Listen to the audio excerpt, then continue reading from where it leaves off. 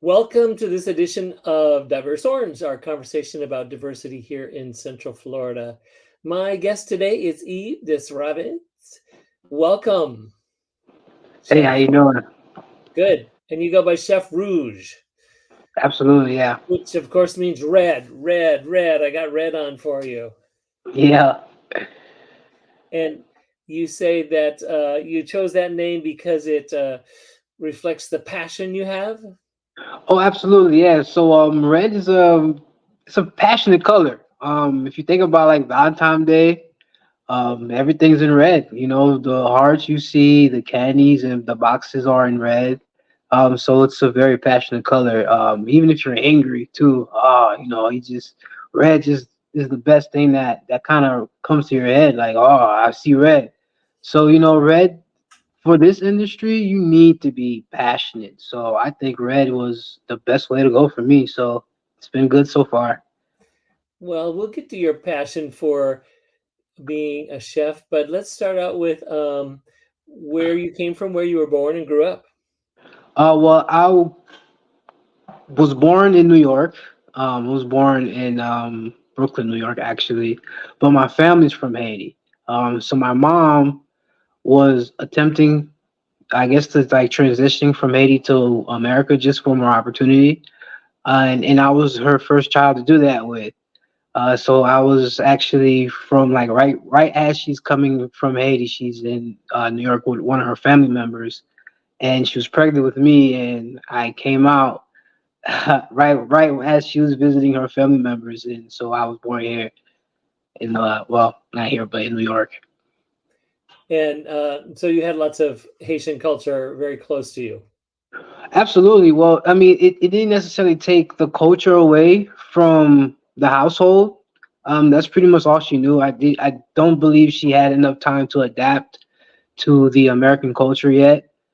So inside the household, very as if we never left Haiti. Everything was right down to as what she's used to. Not really to trust much, to really focus whenever you in school. Like school and education for our culture is very important. We hold it in very high regard. So when it comes to education, she was very strict as me. Making sure I was focused and always, motivated. Have you spent any time in Haiti? Absolutely. Yeah. For a while, growing up, I would go every year until I was in high school. Every year, we would go and spend practically the summer there. So I was able to soak in the culture itself as well as the culture at home. Great. And what do you think you've brought from your Haitian heritage into your life today? Um, I would want to say obedience. Very um like the procedures, the time. I feel like I bring that in. I bring in the love, the because for Haitian cuisine, it takes typically a little more time to put together because I don't know, it just takes more time for the flavors to soak in. I think I bring that love that you can't really teach. I think that's what I bring, and I think that's why I stand out. Okay. And what led you to be a chef? Really, it was my mom. I really had to grow up kind of fast. Once she kind of started getting adapted to the American culture, she had to work. And that would leave me home alone. So it really started from her, like teaching me how to make little things while she's gone. And I kind of grew a passion for that. Where even as a young boy, I would prepare meals for us right before she comes home from work, and it just grew, just watching her in the kitchen, and I tried it out on my own, and I felt in love. Like I felt like it was the right way to go, and I've been doing it ever since. Great. And what led you to Orlando in Central Florida? um I think there was more opportunity for my mom, as for work. So I think she had a better chance of being on her own in Orlando. So she came here again with a family, and then she was able to get her own job and kind of support for herself. And then from there, we just kind of stayed here. Okay. But you went off to do some chefing and getting experience in different places, New York and Miami, yes? Absolutely, yeah. I did. I was in college in Johnson and Wells University. I went to the one in North Miami campus. That campus kind of opened my horizons into vast opportunities. There was a job fair while I was in college from I guess, one of the top catering companies in Miami at the time. Through that, worked my behind up. Showed up when I was supposed to.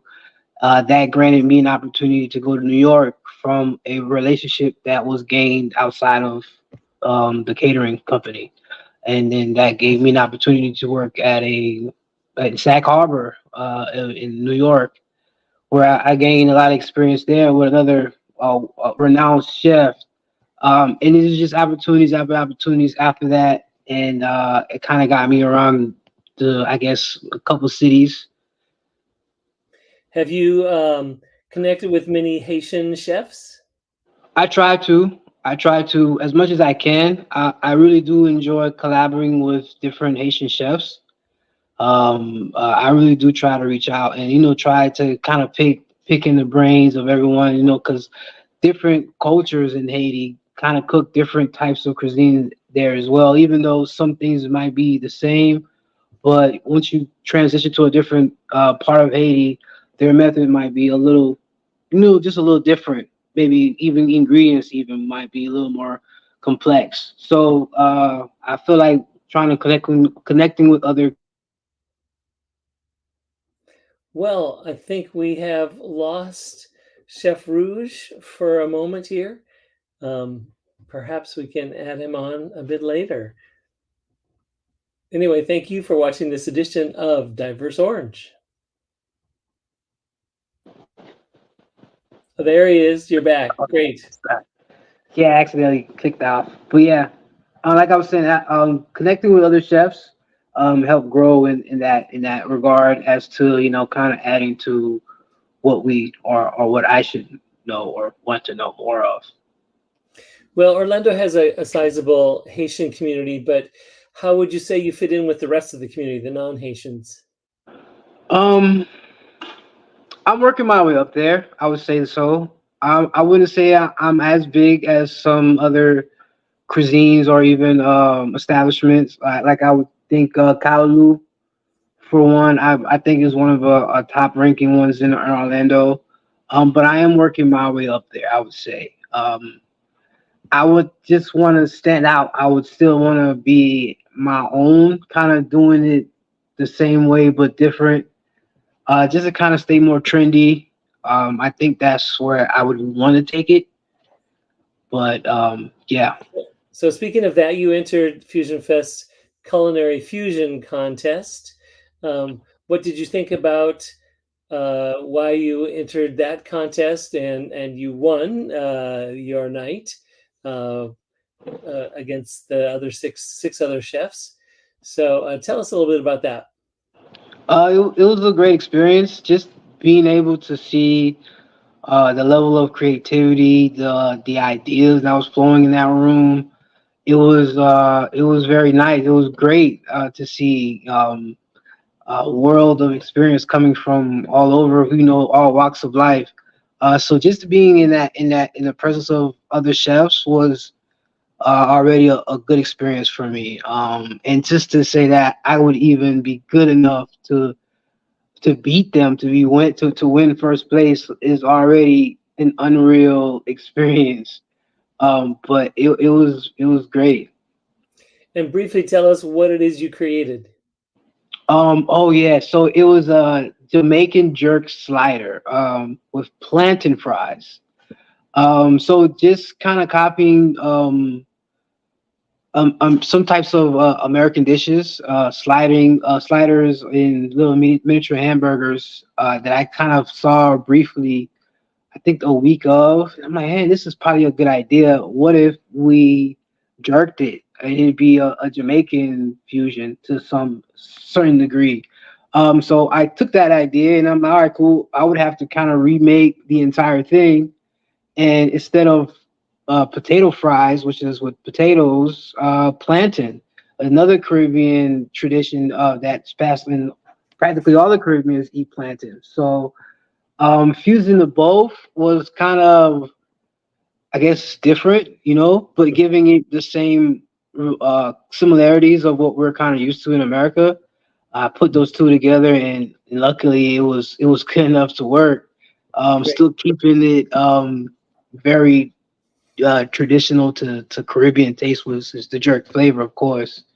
Was Well, actually, I think, was my hardest part. good. Well, Chef Rouge, thank you for being here with your creativity and your passion. We're glad to have you here in Central Florida. Thanks Thank you for so being with us much. tonight. And thank you for watching this edition of Diverse Orange.